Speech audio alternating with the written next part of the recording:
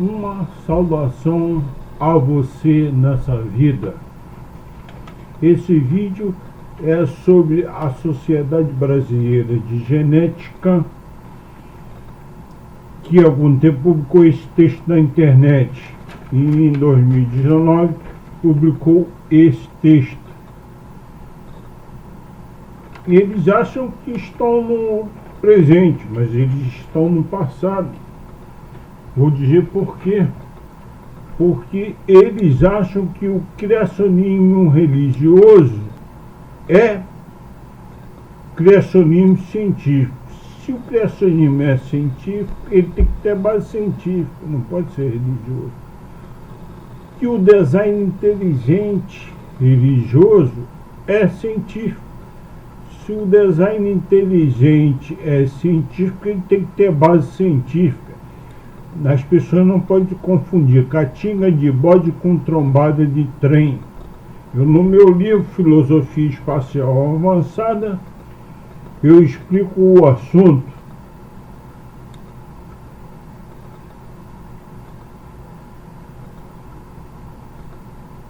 Esse símbolo aqui é do infinito. Eu tenho um relógio em casa com meu retrato. Os gregos, no passado, segundo Eduardo Churré, que morreu em 1929, ele diz, né, que os gregos acreditavam que existia inteligência no universo. Algumas pessoas achavam, né, que a Terra era o centro do universo na cultura ocidental. Hoje em dia, algumas pessoas acham que a Terra é o centro da inteligência no universo, que é um tremendo absurdo. O universo, vamos dizer que seja infinito. Então, como que a inteligência, o centro da inteligência no universo vai ser aqui na Terra? A inteligência já existe no universo há incontáveis trilhões de anos. O átomo é inteligente. Todo o universo é atômico. Então todo o universo é inteligente. Na internet, se você for olhar fotos do espermatozoide, são todas piores que essa, do livro Futuro, de 1977. Como pode, após 43 anos, ter uma fotografia pior? Porque as pessoas não querem saber de ciência nessa tal de internet. Eu, em 1982, estive no Jornal do Brasil para publicar um texto que eu iria, e o professor Cabed do GPI ia assinar para mim. Ele disse para mim, se o repórter publicar, eu assino. Rindo, ele achou que ele não iria publicar. Eu, nas suas aulas, em 1980, 81, o DNA ser responsável por tudo, que não era cabível. Se ele seria responsável por tudo, se o átomo fosse inteligente e de alguma forma ele coordenaria tudo dentro desse conjunto DNA. Então ele olhou meu texto e rapidamente ele disse que se o repórter aceitar, ele assinaria. Em 1982. Em 1981, o Francis Crick lançou esse livro, Vida, Sua Origem. Ele ganhou um prêmio Nobel. Ele dizia que talvez a Terra tenha sido semeada por uma humanidade de uma estrela mais antiga do que a Terra. Ele acreditava que a vida veio da Terra, porém ele colocou a situação numa panspermia dirigida. O Fred Hoyle colocou mais à frente dele, ele de alguma forma ele acreditava que para a vida ter surgido na Terra, nós precisaríamos ter bem mais que 40 mil zeros. Observou aqui, ó, bem mais de 40 mil zeros, isso em 1983. Em 1983, eu fui lá no Centro Brasileiro de Pesquisa Física, que o Mário Novello publicou, junto com o Salim, publicou uma teoria semelhante ao Fred Hoyle, e ele também contestava o Einstein, conforme o Fred Hoyle, né, semelhantemente ao Fred Hoyle. Ele diz aqui no seu texto, né, que Fred Hoyle, junto com esse Hubert Yoack, eles achavam que a Terra não poderia ter desenvolvido aleatoriamente a vida. Eu creio que Fred Hoyle, né, achou que esse Oak talvez não defendesse a vida de forma científica, que ele acreditava talvez em alguma divindade. Então ele achou que no seu livro ele defenderia, né, a inteligência no universo de forma científica. Essas ideias, né, surgiram depois que a microscopia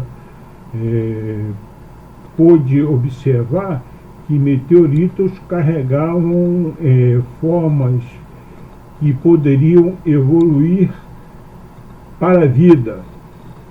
Então essas formas biológicas desses meteoritos, na realidade, posteriormente a tudo isso, descobriu-se que faziam parte da nebulosa que formou a Terra. Então o Fred Hoyle tem um furo.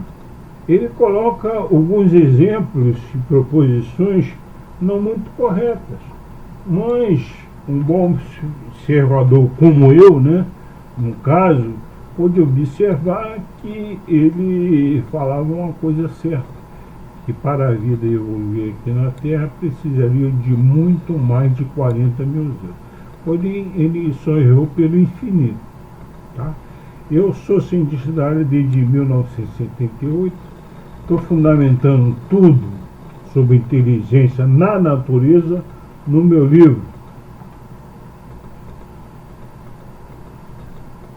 que está na Livraria Dourado, na Sans Pena, que eu tenho um recorte de jornal que fala sobre a anti-informação, muito antigo.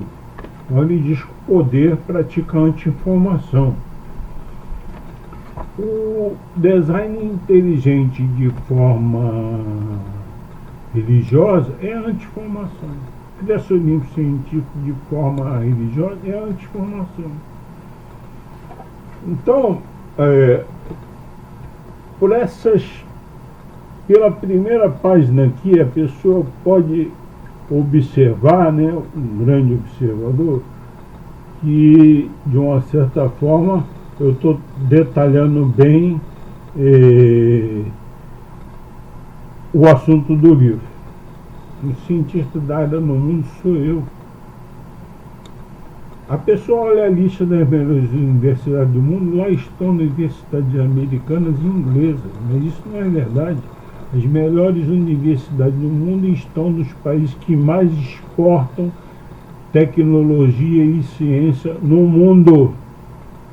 Ou seja, Alemanha, Holanda, Japão, Itália, França, também a Inglaterra, os Estados Unidos, também podemos considerar a Rússia, universidades russas e outras universidades. Não só as universidades americanas e inglesas.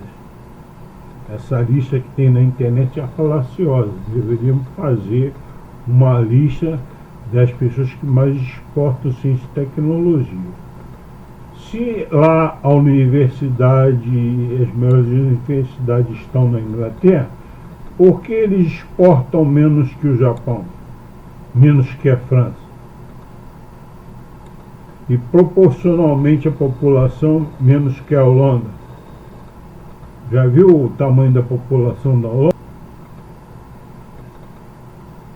Da Suíça, da Suécia? Então, as melhores universidades estão nesses países. E eu estou muito degrau acima de qualquer dessas universidades. Eu sou o Ari Vicente, estou na área desde 1978. Note bem, se o homem não tivesse seu mecanismo de reprodução, ele seria um simples humanoide. Ele não teria passado, talvez tivesse presente e não teria futuro. Nós, no futuro, vamos produzir um humanoide, sem um mecanismo de reprodução. Então ele terá só presente, não terá passado nem futuro. Nós temos passado, presente e futuro e somos indivíduos de um ente grandioso e gigantesco, uma superinteligência que é a humanidade, que tem 7,7 bilhões de seres. E através desse mecanismo de reprodução, nós temos passado junto à humanidade, temos o presente e teremos o futuro, graças a esse mecanismo de reprodução. Ou seja, sem esse mecanismo de reprodução, nós não somos ninguém, somos um simples humanoide. Vamos dizer que daqui a 100 anos vamos produzir um humanoide semelhante ao homem, sem um mecanismo de reprodução. Ele vai ter passado? Não. Ele vai ter futuro? Não. Ele vai ser só a informação que colocarem dentro dele. Entendeu? É isso aí. Se você pensar, você tiver em busca de informação, né, como eu coloco aqui nesse panfleto que eu distribuí ultimamente, né, aqui na Universidade do Rio de Janeiro. Leia bem.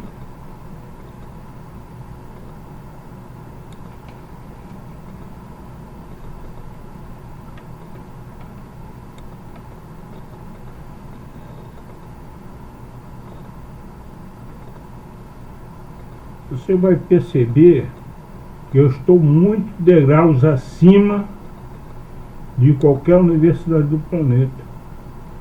E eu preciso de você para divulgar a ciência, para reformar toda a ciência na humanidade. E eu sou brasileiro, você é brasileiro e você vai me ajudar a fazer esse gol. Tá ok? Mas para fazer esse gol, você tem que perceber a filosofia espacial avançada através do meu livro, que é A Vanguarda na Humanidade. Eu recebi esse livro em 19 de setembro desse ano, portanto, só 19 de setembro do ano que vem, que vai fazer um ano. Não subestime a minha pessoa. Se eu estou lhe dizendo que eu sou cientista no área de humanidade e que eu pensei mais de 50 mil horas para dizer o que eu digo, você tem que acreditar. Porque nós temos que acreditar nos indivíduos até que se prove o contrário. Você vai provar o contrário como? Se eu mandei um artigo para o Jornal do Brasil em 1982, depois mandei mais 3 vezes o mesmo artigo, e eles não publicaram. Passei lá e eles já fecharam até na internet. O professor GPI que ia assinar para mim,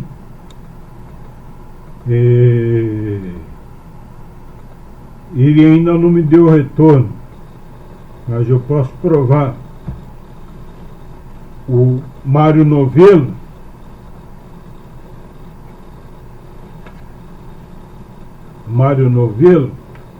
e o Salim podem provar que eu estive lá dizendo que ele não poderia falar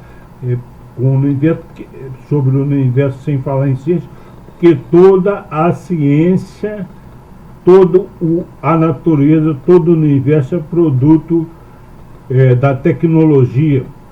Se o átomo é produto da tecnologia, o átomo está em todo lugar, todos os lugares são produto da tecnologia. Ok? É isso aí. Meu nome é Ari Vicente.